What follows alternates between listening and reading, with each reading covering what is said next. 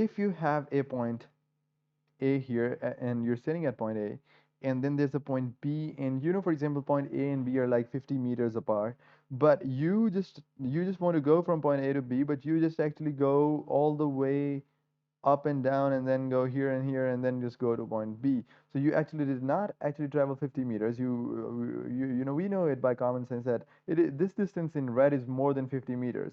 50 meters would have been direct from A to B, but you just went down and then up and just wandered around and just reached point B. So this distance is or length is definitely going to be greater than 50 meters. So the total amount of length that you actually covered while traveling from one point to another is called distance.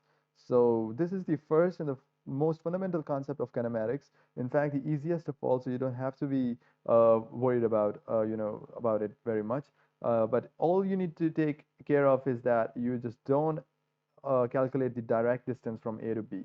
Direct distance would have been something else that we call displacement. We'll be actually talking about that in another video. But the concept of distance is that the total amount of length that you travel in order to go from one point to another is called the distance.